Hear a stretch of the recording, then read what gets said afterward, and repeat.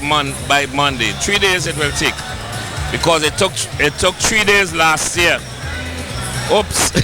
So we don't understand why North did it like that. Even Tobago. I mean, Tobago could have finished in 2 nights. Right. But it took all week. The first band played on Friday, and they were still having bands played the next Wednesday or Thursday. And that was ridiculous. They should have finished that in 3 days because you cannot give any band that advantage in any case. If a band plays on Friday and the next band plays 6 days after, you have 6 days to practice. So it shouldn't be done like it was never the idea for it to be done like that. It should have been close as possible with 3 days.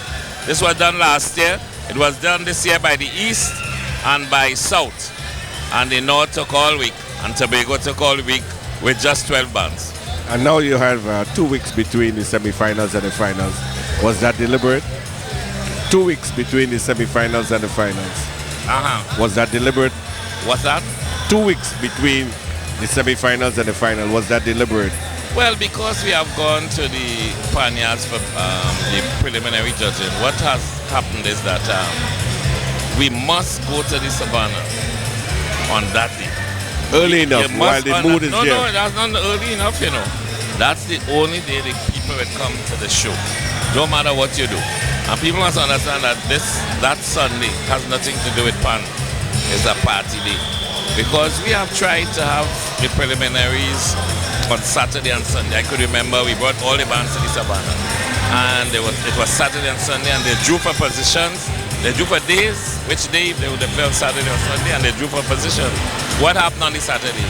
We had all the top bands. Just by chance. Nobody came. Nobody came on the Saturday. They came on the Sunday, and that's their day. If you move it, that's the end of you. That's why we don't have semi-finals again on any other day, because it doesn't work. Right. You know, it doesn't work at all. People come to the Savannah on that day and that day alone, and the next day we'll see them is like tonight for the finals. You know, we have too many things in Port of Spain now, and you can't run anything else. That's it. They go to all the other parties and the other functions, and they love to come here because this is the first show. There's nothing else on that day, so they come here, have a party, all-inclusive bar, feds over the North Stand. They don't come to hear any Pan. You can't even get them to stop playing their iron and thing when the band is on stage. Exactly. So they don't come here for Pan. They come here to party, bring all the drinks, all-inclusive feds. They buy the tickets up at $75 or $100, sell it back at $250, and have their parties. And that's the name of the game. You can't do anything else. If you try to curb that, they will just won't come. What are some of the plans for Trinbago for the rest of this year? For this year? Yeah. Well, since last year we started to have things ongoing.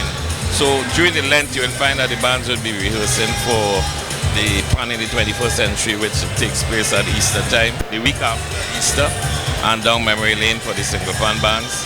This year we start working on the World Steel Band Festival. We held meetings with TITCO already, and we're going to try to have preliminaries all over the world as TITCO advised, and Panyard Sensation, and a whole range of activities that we will be introducing this year to keep the bands active all year.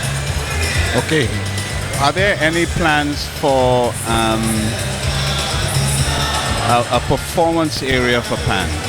I mean, that...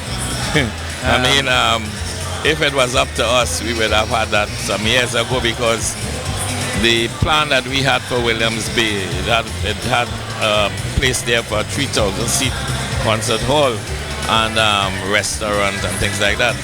And we weren't just talking about Pan, Calypsonians, whoever could have used the venue. We took years, and up to now we haven't got that off the ground. It seemed to me that in Trinidad, we have so much culture, you know, all different kinds, and we still won't put anything down. With no concert halls, no place for anything at all. Even the Savannah, we have outgrown the Savannah.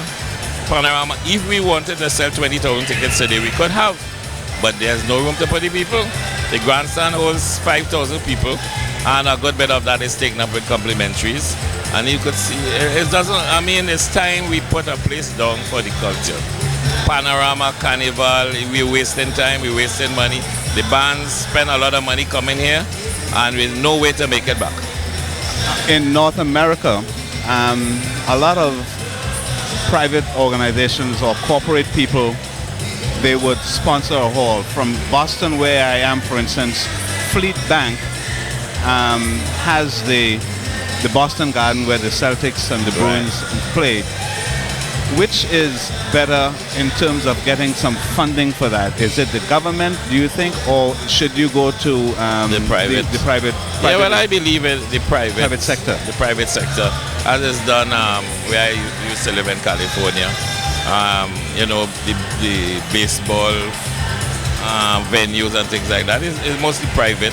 Yeah. And maybe even in England. We here, I don't know, the corporation don't get on board these things, so we depend on the government. But I believe that, as you said, maybe we have to go to the private. I think the private sector. I mean, if they have to get some box seats reserved for them, right? When Well, they have this is what we were planning, because we had a foundation board, and with I think Kurt Eiffel was the chairman at that time, and they were what we were going to build down at Williamsburg included the private sector. They had spoken to these people and they would have been on board, and as you say, they will have their own, just like the big venues abroad. Well, yeah, absolutely. Yeah. You know, like tonight you would have seen them in the different, and their banners would be there. Yeah, the banners would be there. But, and it's time we do these things. We are wasting the culture that we have, and that's why the world has taken over the pan and things like that. Just imagine we have invented something that it's not to say, well, we invented the pan and nobody wanted it. They recognize it as a beautiful instrument, as something that they love, and they have taken it over, they have embraced it. We have people coming from China buying pans, and they've gone. Right now we have to send 2 people there to run workshops in China. They have invited us. They wanted a band. They want a band to come there in May. And they're complaining. They say the last time they had a band there 20 years ago, going to start a party pan in school, which they should have done a long time ago. But since the budget was read and we heard the budget speech and we heard Panya development and pan in schools, we seem to be still waiting around to know what's happening. We can't. They had a pilot project in the summer in Trinidad. Okay. And they had 3 programs, one at Valsine Community Teachers College and South, and we had these projects where they had children there coming out in a summer program and so on, and that was like the start.